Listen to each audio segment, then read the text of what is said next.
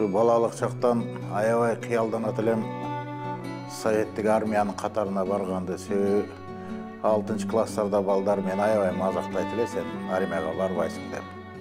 Себеби барбайсың деген себеби ичинемде мен бутум ооруп кулгап калган экен. Ошо армияга барга чейин аксап жүрдүм. Анан bir бутум размери 41, bir бутум 37 килет кургап калган. Ошо кыялданат элем да, ошо армияга барыштык. Жараткандан чын жүрөктөн тилесең кыялдарың орундалат экен. Мына 1975-жылы армиянын катарына чакырылдым. Эч эсимден чыкпайт, 4-май күнү районный призыв болду. Районный призывде кандайдыр бир ушундай аябай өзөрлүк кылып суранып өтүп кеттим областнойго. Областнойдон калтырып коет деп өздөрү неме кылган экен военком.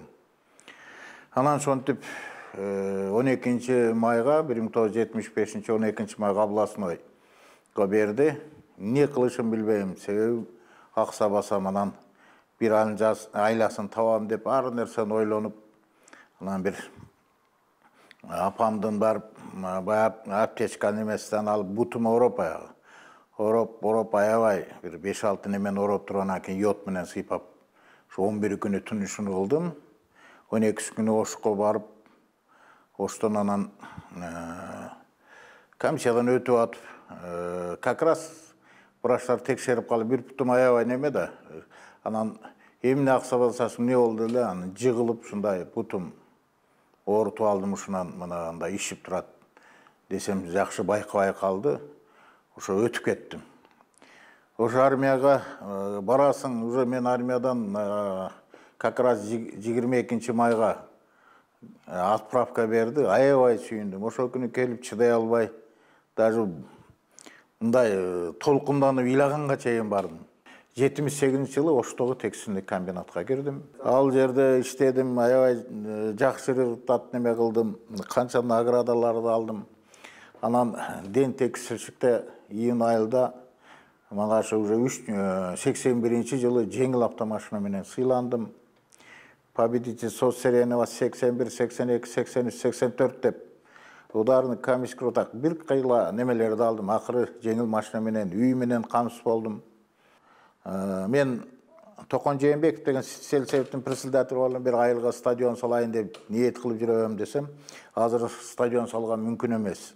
Жеке адамга мүмкүн эмес. Мамлекет салат. Онан көрө кашарыкмас менен салайлы. Биз акча топтойлу деп, сонтип 4380 сом акча топтоду. Ошол 420 кожолуктун 360 кожолугу берди да.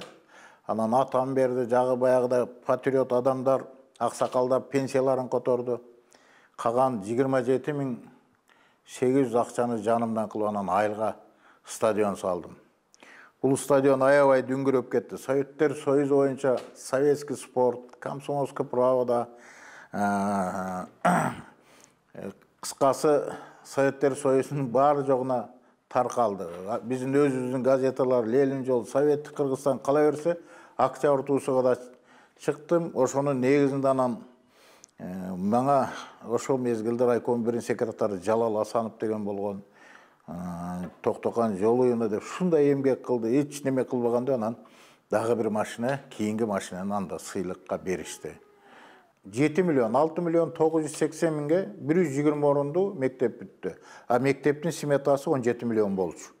Мисалы азыр мен ниет кылып жүрөм, азыр 15 миллиондук проект азыр садикте неме кылып жүрөм. Ушуну мен 8 миллионго бүтүрөм деп айта алам да, мисалы. Айылда ошо тем более биздин айылда көп нерселер жок да, мисалы садик жок, бүгүнкү күндө клуб жок.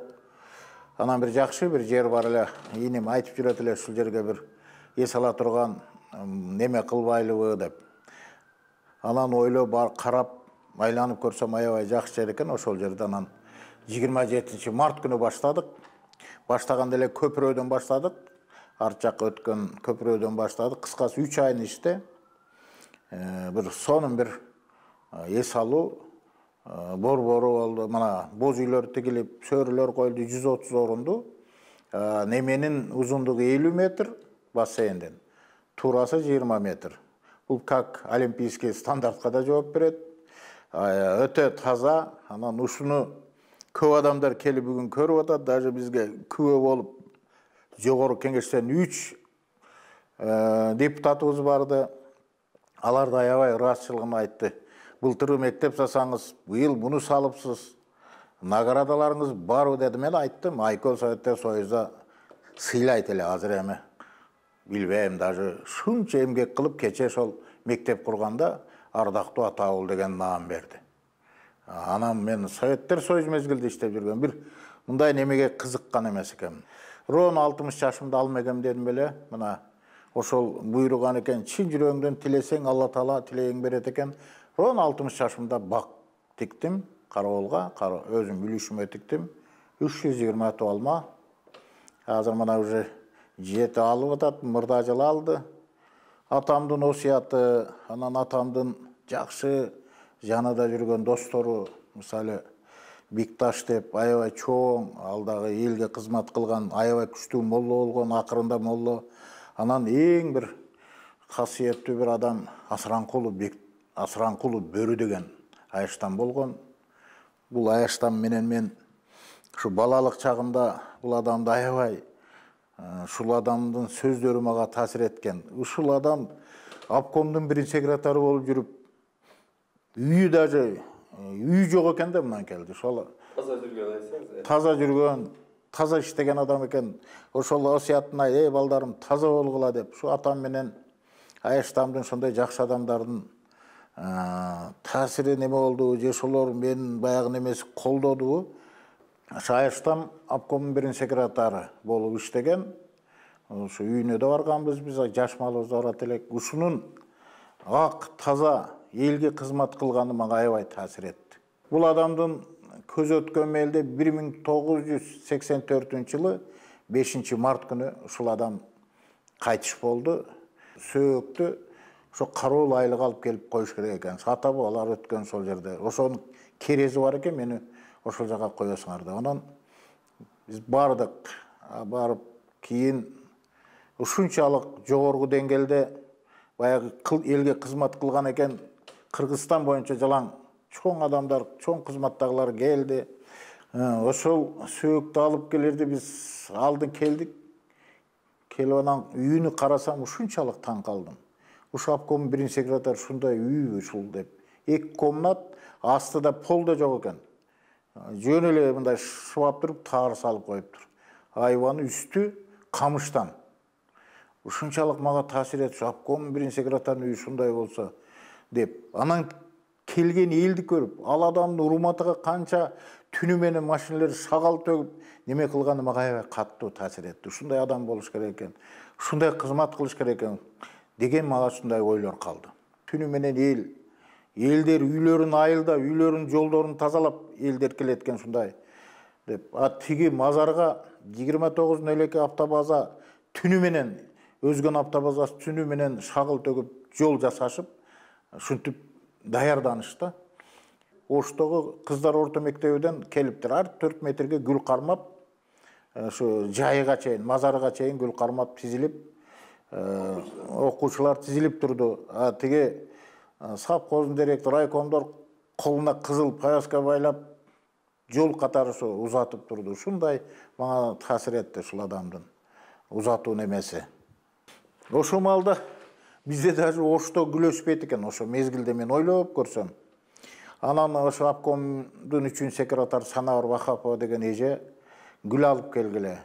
Ошто жок, Анжанга баргыла деп айтты эле. Анан мен ушу гүлгө барып келдим машина менен, ошо сыйлык алган машинам бар эле.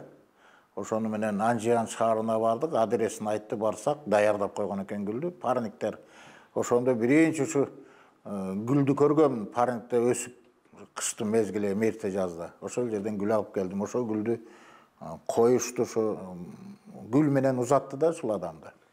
Мен бул кылган эмгектеримди ошол адамдардын жашоосунан, ошол адамдар кылган эмгектери мага ушундай таасир этти. Мен да ушундай андай кызматта болбосом да, эч болсо ушул айылыма бир жакшы бир нерсе келтирсем, жакшы неме алып келсем деген Şunday oylor menен ошол адамдардын таасири тийди. Şu atamın aytkan sözü, biz kurbasak siler kurasыңар деп айтты. Misal meni stadion kurganda atam аябай сыймыктанат эле. Mana эми stadion курдуң, мектеп да kurasың, клуб да kurasың балам деп күлүп койгон şu 91-жылдары. Бул жашоодо şunday bir сонун сөздөр бар. Эр эмгегин жер жебейт, кылган кызматыңды эл баалайт, эл билет.